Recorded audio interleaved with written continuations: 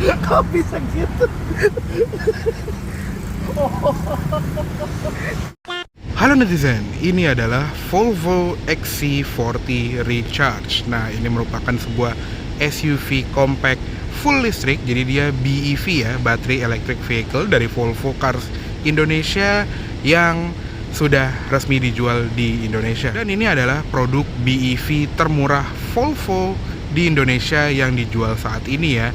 Nah, kebetulan ini adalah yang varian Ultimate. Jadi di Indonesia itu cuma satu varian aja, yang varian tertingginya. Jadi dia setupnya tuh dual motor dengan baterai 82 kWh. Dan ini merupakan mobil dari Volvo Cars Indonesia yang lagi kita pinjem untuk bikin konten di Kendara. Jadi buat kalian yang pengen lihat kontennya seperti apa, bisa cek Instagramnya @ber.kendara yang nanti linknya akan gue taruh di description di bagian bawah. Oke, sekarang kita lihat ke interiornya dulu ya. Kunci seperti ini, jadi kayak kunci Volvo yang dari lama gitu ya, modelnya tuh pipih, gepeng, dan ada tombol lock, unlock, buka bagasi, dan ada panic button juga. Dan ini juga ada keyless entry, jadi cukup sentuh guratan yang ada di balik handle ini untuk kunci, dan tap lagi handle yang bagian dalam untuk masuk ke dalam. Nah, untuk di bagian interiornya ini juga sangat minimalis ya, seperti khasnya Volvo gitu ya, dengan jok yang separuh kulit separuh apa ya, vegan leather gitu ya, atau mungkin kayak semacam microfiber gitu. Jadi bukan bludru ya, bukan suede, tapi ya cukup bagus gitu bahannya, bagus banget malah. Dan untuk pengaturan kedua jok depan dia sudah elektrik dengan height adjuster 2 sisi ya, depan dan belakang. Ada lumbar support 4 arah, recline, dan ada leg extender juga buat nopang paha karena joknya juga nggak terlalu panjang. Dan sudah ada memory seat 2 slot di bagian sini.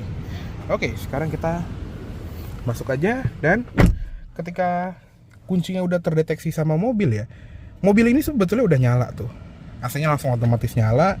Dan dia nggak ada starter button seperti yang versi PHEV yang masih ada mesin bensinnya gitu. Karena ini yang full EV gitu ya, ini mobil udah nyala tapi belum ready to drive gitu. Kalau misalnya mau nyalain mobil gitu ya, kita harus injek pedal rem dan shift ke reverse atau drive, baru dia nanti kayak semacam ya kayak kita ngontak mobil biasa gitu. Ini kita pindahin ke D ya.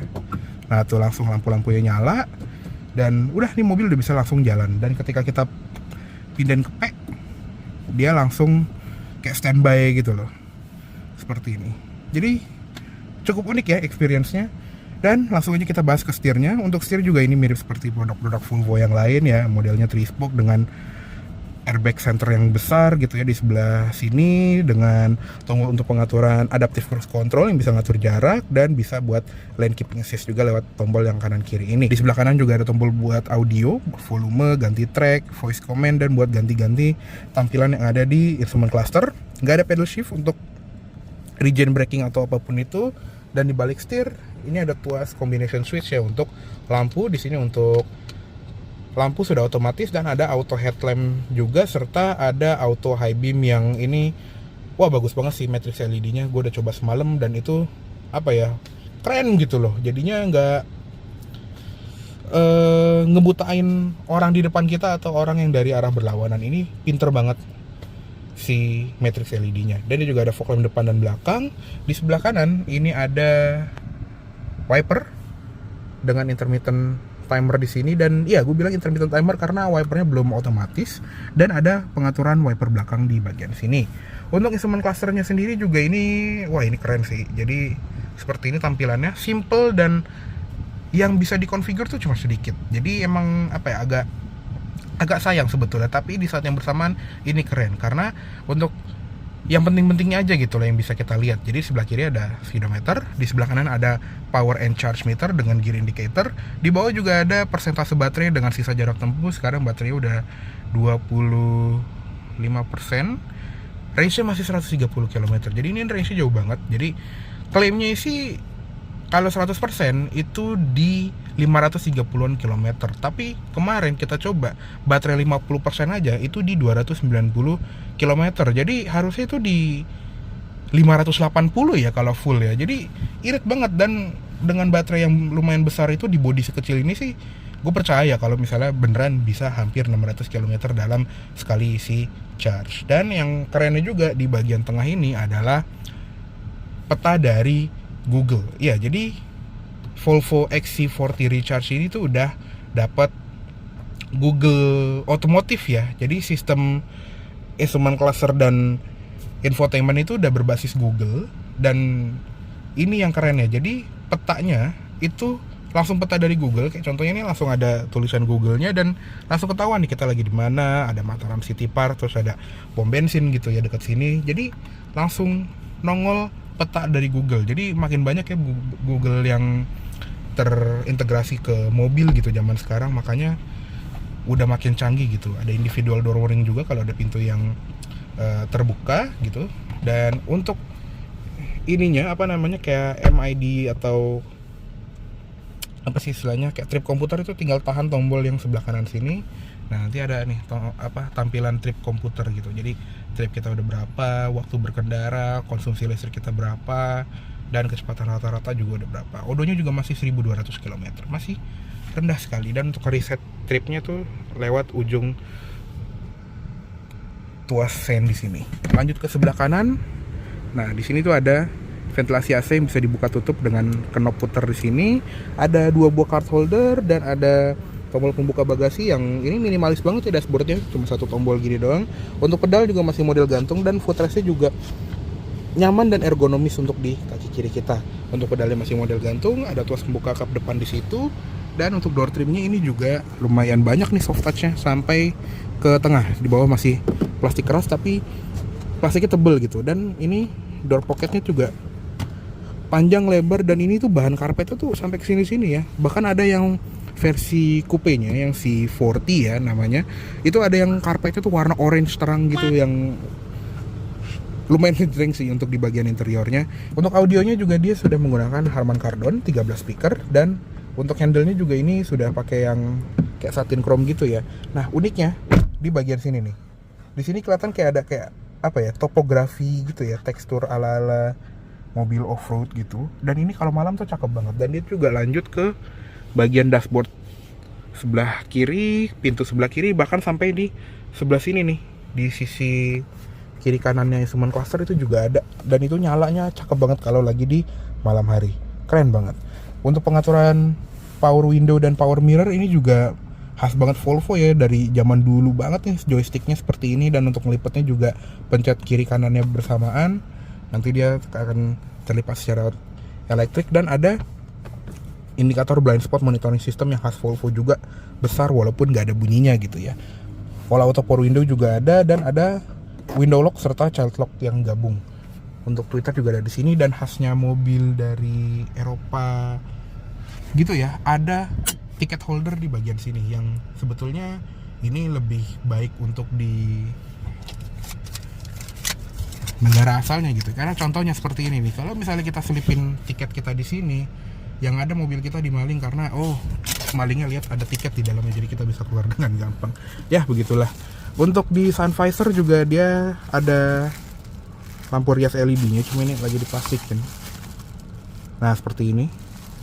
Ada card holder tapi dia belum bisa di slide kayak mobil Eropa kebanyakan. Ada grab handle, seatbelt bisa diatur naik turun, dan pastinya juga sudah ada curtain airbags. Untuk spion tengah dia auto dimming dan modelnya juga frameless. Terus di bagian sini juga ada tombol-tombol kayak buat ngatur lampu baca yang model sentuh, dan dia juga bisa diredupin. Jadi cukup tahan aja, nanti dia akan ngeredup nyalanya.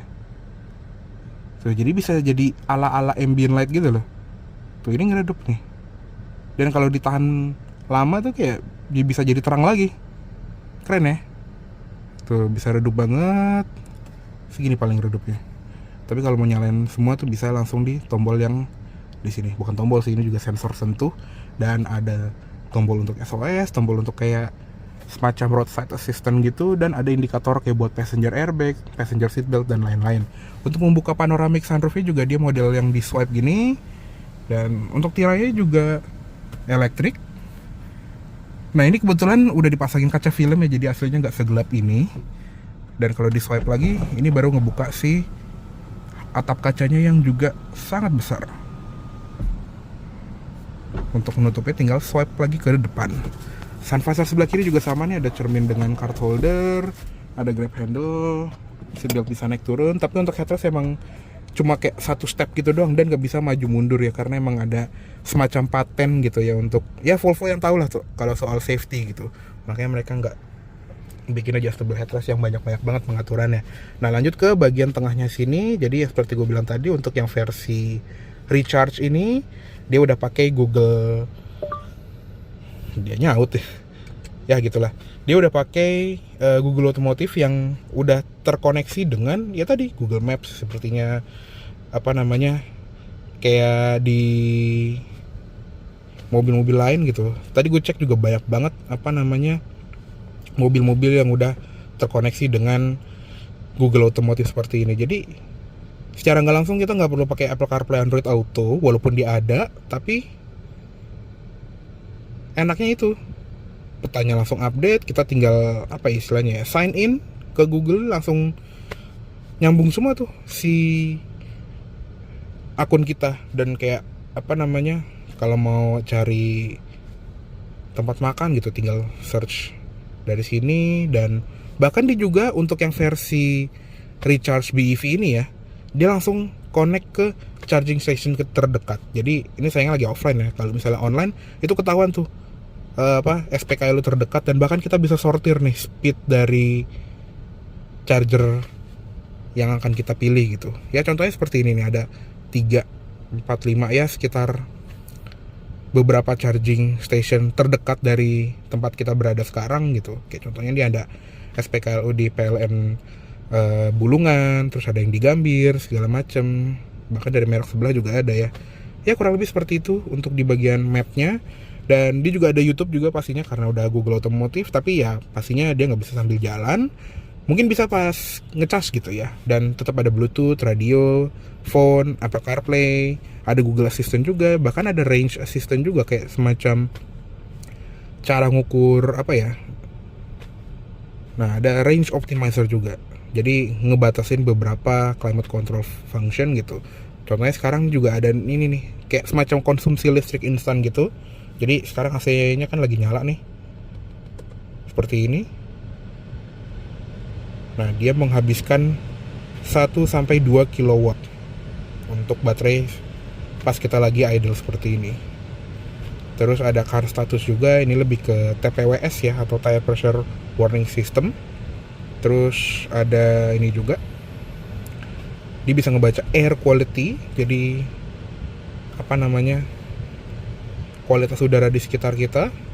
Untuk di dalam kabin sih bagus ya, karena juga ada filter PM 2,5. Kalau di luar sih pur, NO2 nya pur ya, ya udahlah ya. Terus ada Play Store juga, cuma kita harus sign in. Ada owner's manual, dan untuk AC-nya juga dia dual zone automatic climate control yang full di layar. Jadi agak kurang enak sih kalau lagi nyetir. Dan suhu paling panas di 28 derajat, paling dingin di 16 derajat. Fan speed ada 6 di sini. Ada auto climate juga, defogger depan belakang, mode AC, sirkulasi udara, dan arah AC juga lengkap ya, ke atas, ke muka, dan ke kaki. Untuk di bagian setting ini juga lengkap ya, ada assist ini untuk kayak drive mode standar atau off-road, ada pilot assist, lane keeping aid, terus ada notifikasi ready to drive, dan ada one pedal drivingnya juga. Jadi bisa diatur nih mau off, on, atau auto. Dan steering wheel firmnya juga bisa diatur ya, jadi bisa diberatin gitu setirnya. Ada charging limit sekarang di 25%, dan bisa ngatur juga berapa ampere timernya gitu. Dan ada setting suara yang lengkap ya, karena audio juga dari Harman Kardon, bisa ngatur level surround sound, treble, bass, dan subwoofer. Dan ada kayak zona untuk audionya, driver, all, atau rear.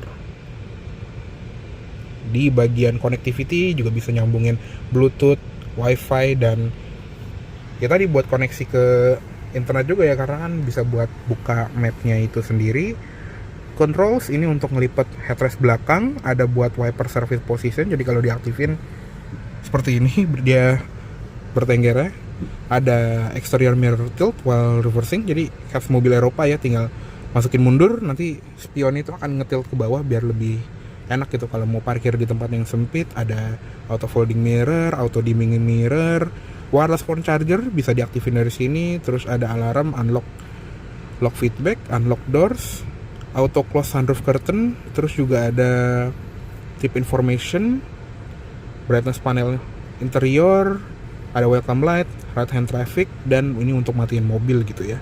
Sebetulnya kalau mau matiin mobil ya tinggal keluar dan kunci mobil, nanti dia akan otomatis mati gitu.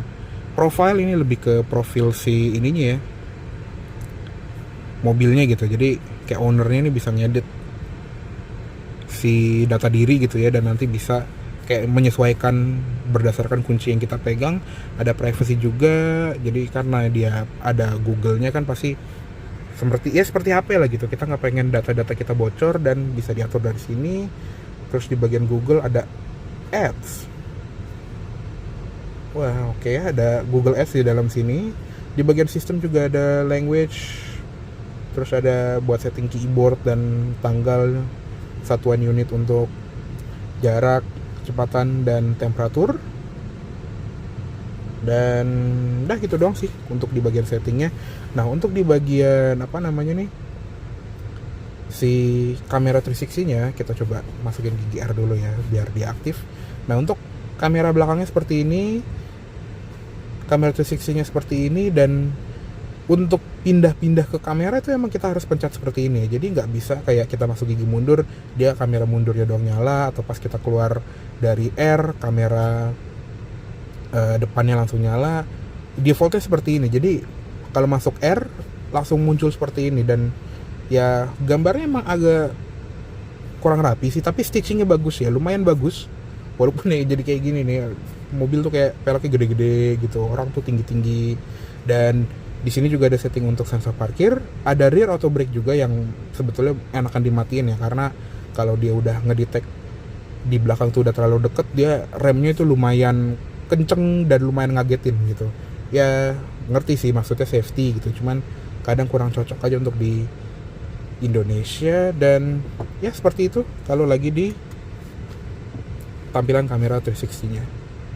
Jadi lumayan banyak ya untuk home menu seperti ini. Dan kalau di swipe down kayak handphone zaman sekarang cuman notifikasi doang.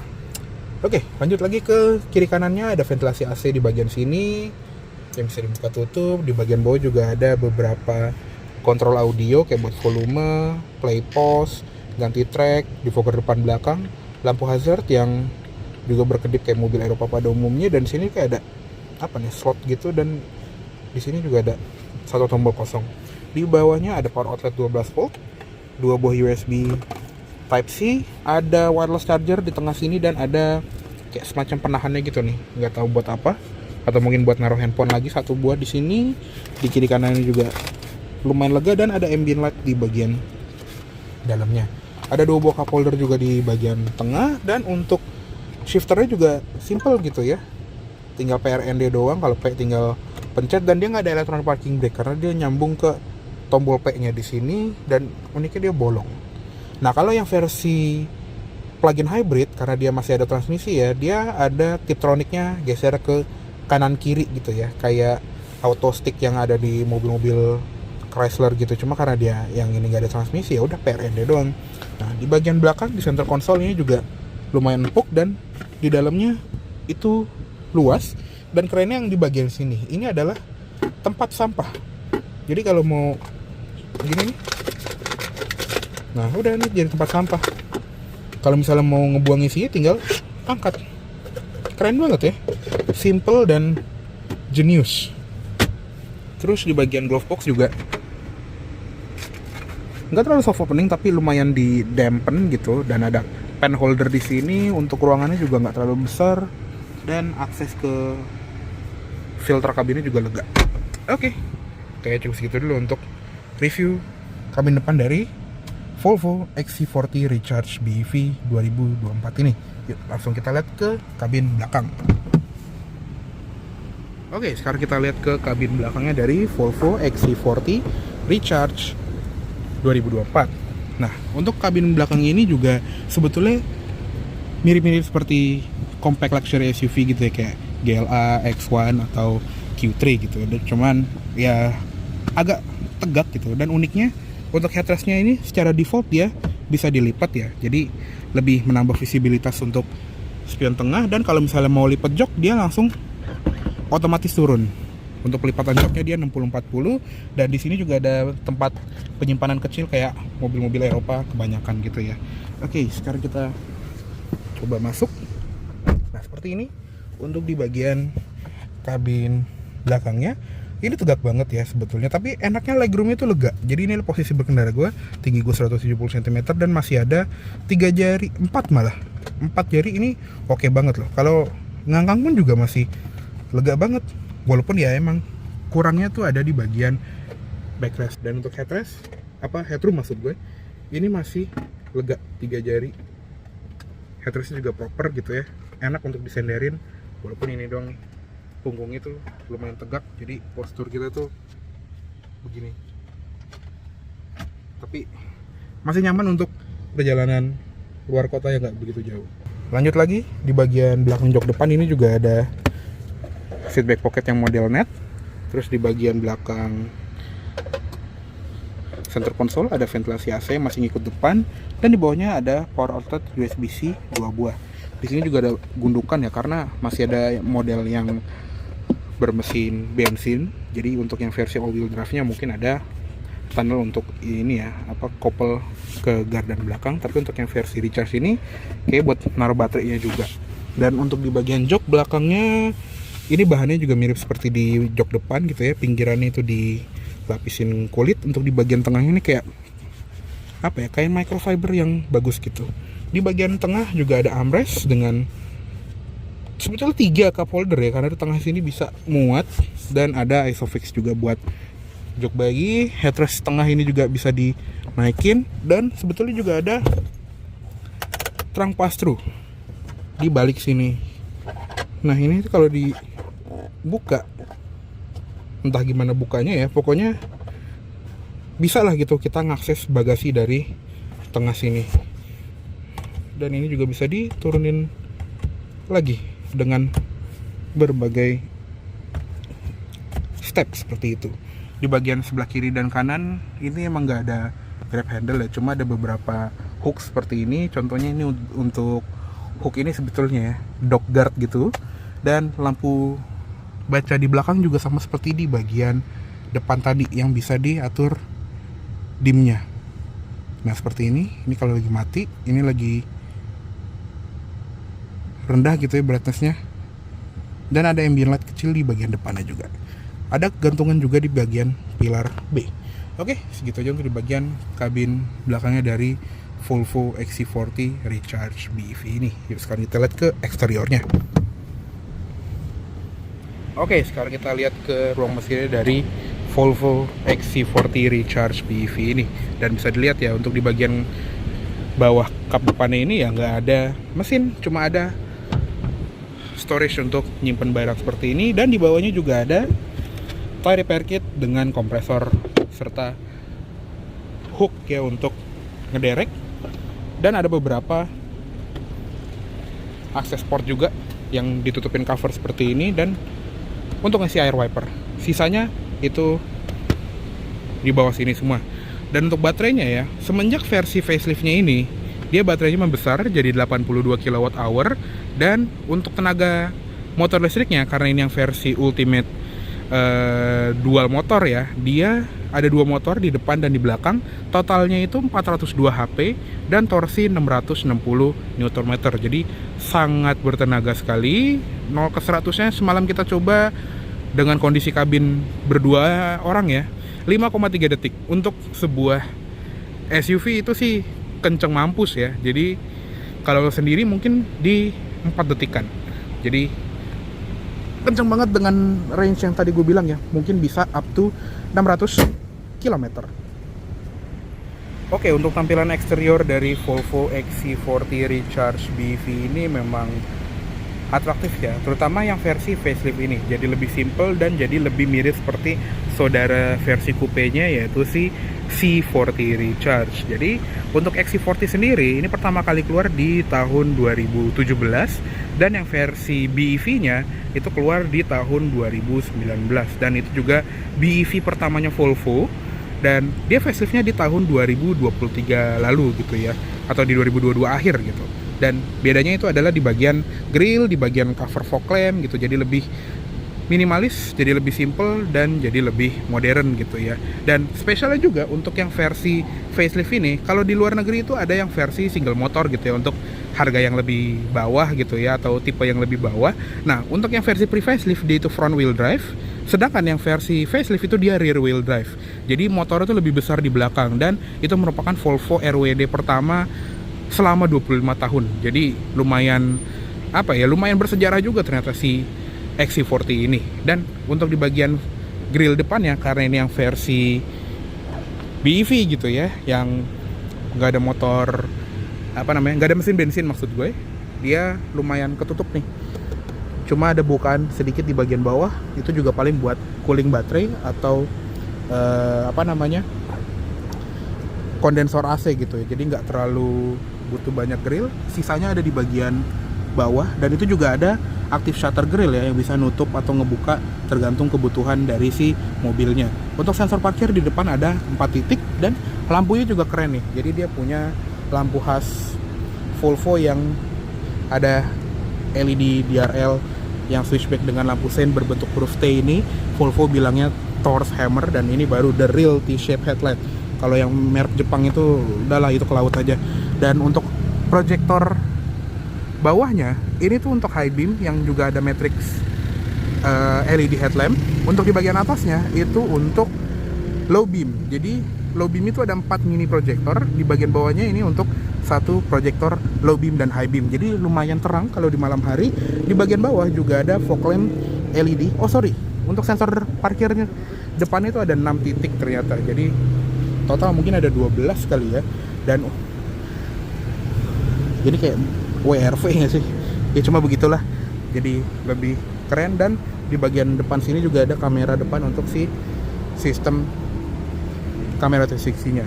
Nah, lanjut ke bagian sampingnya. Untuk di bagian velgnya seperti ini, dia lumayan ketutup ya velgnya, dan nggak kayak EV biasanya yang pakai aero cover kayak dop plastik gitu ya. Ini memang alloynya yang modelnya tuh tertutup seperti ini. Dan bannya juga keren ya, karena bannya tuh staggered, jadi beda lebar depan belakang. Sama-sama menggunakan Pirelli P Zero Elect yang ini juga udah full ya. Jadi ini ban OEM dari mobil ini.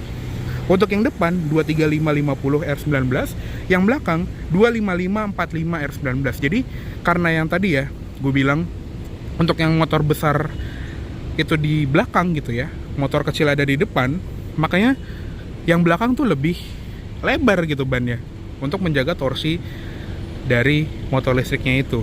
Dan kebetulan juga kita dapat yang warna sage green seperti ini. Unik banget ya warnanya ya, kayak jadi langsung beda gitu dibandingin yang warna biru atau yang warna hitam gitu ya. Kalau kalian banyak lihat di YouTube gitu, karena teman-teman media lain juga udah ada yang review, itu rata-rata warna hitam atau biru. Kalau C40 sih warna biru ya. Cuma XC40 dengan warna sage green seperti ini unik banget. Dan dia juga two-tone, jadi atapnya tuh sama spion itu warna hitam.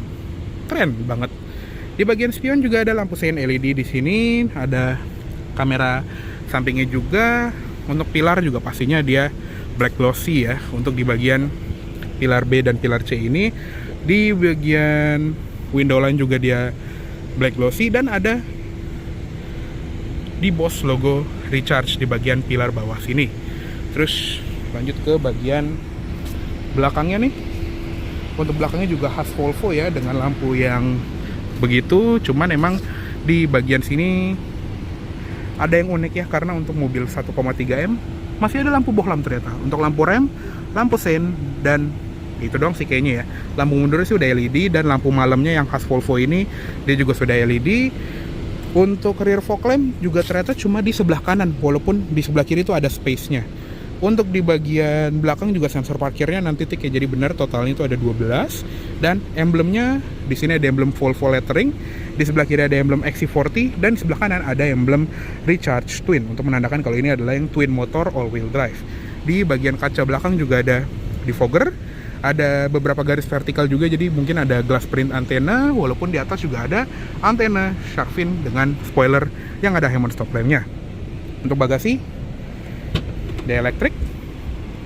Ukurannya kalau berdasarkan klaim di brosur ya, itu di 419 liter. Jadi sebetulnya lega, dan bagasi ini juga memiliki banyak keunikan ya. Jadi selain di lantainya rata dan lega, dia juga bisa dilipat nih si lantai bagasinya. Bisa seperti ini, kita bisa naruh barang-barang, atau mungkin kayak portable charger kita nih, atau bisa juga dijadiin divider atau pembatas gitu ya. Contohnya seperti ini, kita naruh koper di sini atau mungkin barang lain di sini. Dan kalau lagi di mode ini ada grocery hook. Jadi buat gantungan belanjaan seperti ini ada 3, bahkan di sini ada label ini ya, tulisan ini buat gantungan belanjaan.